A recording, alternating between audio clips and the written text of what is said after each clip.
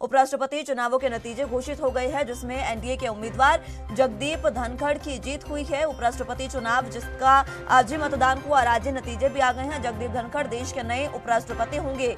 तो ये बड़ी और अहम जानकारी इस वक्त की बता रहे हैं आपको। बीजेपी कार्यालय में लगातार हर राज्य में, हर जिले के कार्यालय में खुशी का माहौल। जगदीप धनखड़ को 528 वोट मिले हैं, ये सूत्रों के हवाले से खबर सामने आई है। दूसरी ओर अगर बात करें मार्गरेट अल्वा की, तो उनको 182 वोट मिले। सूत्रों के हवाले से यह भी खबर सामने आई है। एनडीए के उपराष्ट्रपति उम्मीदवार जगदीप धनखड़ उपचुनावों में जीत गए हैं। इस दौरान 15 वोट जो है वो अमान्य घोषित किए गए। आपको बता दें कि जगदीप धनखड़ को 528 वोट मिले हैं। सूत्रों के हवाले से ये खबर सामने आ रही है।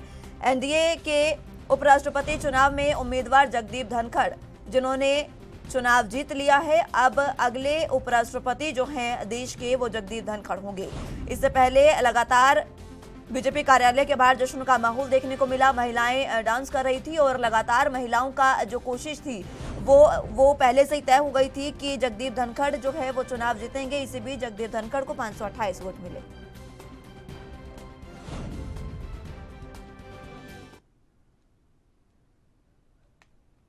Electors comprising of elected and nominated members of Rajya Sabha and elected members of 725 electors cast their votes.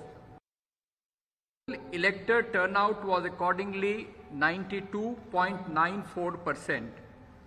The ballot box was sealed immediately after the close of poll at 5 p.m. in the presence of authorized representatives of contesting candidates and election observers. The counting of votes commenced at 6 p.m. after the ballot box was opened in the presence of authorized representatives of the contesting candidates, election observers and counting officers. 725 votes were polled, which was 92.94% of the total electorate. 710 votes were found valid and 15 votes were found to be invalid. Thus, the percentage of valid votes is 97.93%. The quota sufficient to get a candidate elected is determined by dividing the total number of first preference votes secured by both candidates by 2 and then adding 1 to the quotient. The quota necessary for being elected to the office of Vice President of India was determined to be 356 votes.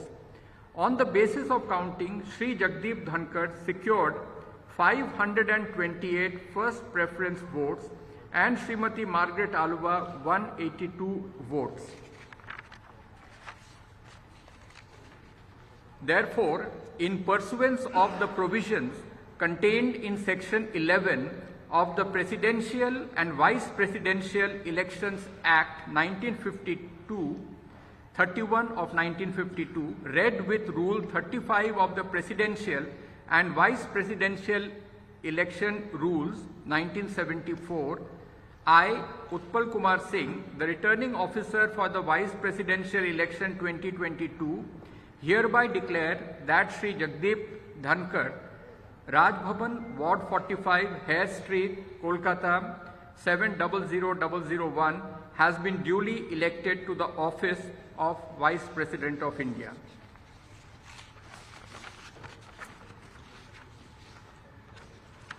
I will be forwarding to the Election Commission of India Form 7 under Rule 35(1)(c), which is the return of election to the office of the Vice President of India, and also a declaration of result of election under Section 11 of the Presidential and Vice Presidential Elections Act 1952, read with Rule 35 of the Presidential and Vice Presidential Election Rules 1974.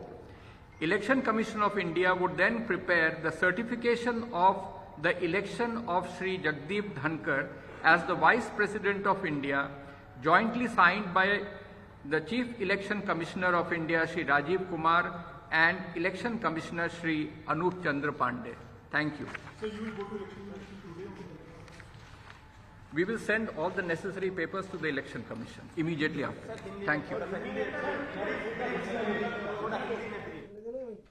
तो Margaret Alva को 182 vote मिले हैं। आपको बता दें कि उपराष्ट्रपति चुनाव के रिटर्निंग ऑफिसर उत्पल कुमार ने ये ऐलान कर दिया है कि जगदीप धनखड़ जो है वो उपराष्ट्रपति देश के अब बन गए हैं। अब से कुछ दिनों बाद वो शपथ लेंगे और उसके बाद जगदीप धनखड़ जिन्हें 528 वोट मिले हैं वो अब उपराष्ट्रपति होंगे। तो ये बड़ी और अहम जानकारी आपको बता रहे हैं। रिटर्निंग ऑफिसर उत्पल कुमार ने भी ये तमाम ऐलान कर दिया है, जिसके बाद उन्होंने ये बताया कि उपराष्ट्रपति चुनाव में एनडीए उम्मीदवार जगदीप धनखड़ की जीत हुई है।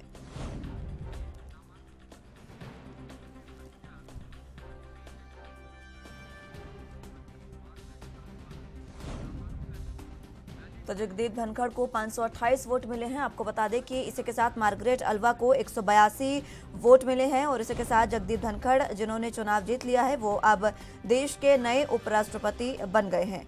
तो ये बड़ी और अहम जानकारी इस वक्त की बता रहे हैं आपको।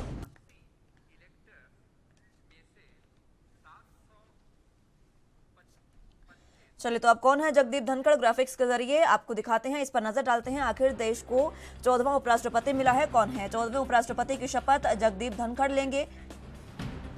देश को 14वां उपराष्ट्रपति मिल गया है। एनडीए ने उपराष्ट्रपति का उम्मीदवार जगदीप धनखड़ को बनाया था, जिन्होंने आज चुनाव जीत लिया है, 14वें उपराष्ट्रपति बने हैं। जगदीप धनखड़ का जन्म 18 मई 1951 में हुआ था। ये भी आपको बता दें कौन है जगदीप धनखड़, ये आपको बता रहे हैं ग्राफिक्स के जरिए।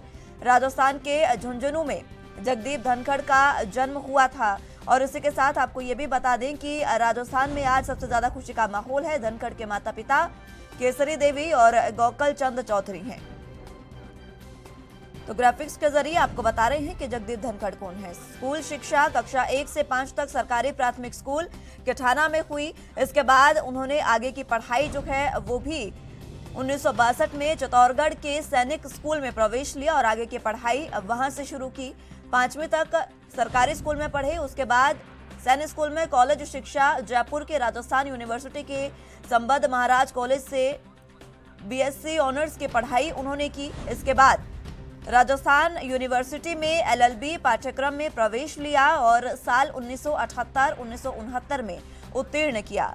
इसके साथ आपको ये भी बता दें कि किताबों के शौकीन, पाठन और सामाजिक जीवन जगदीप धनखड़ का है, वो किस तरीके का रहा वो भी आपको बता दें। राजनीतिक सफर बहुत लंबा उनका। 30 जुलाई 2019 को जगदीप धनखड़ पश्चिम बंगाल के राज्यपाल बने थे और राज्यपाल वहां पर थे जिस तरीके से ममता सरकार पर उन्होंने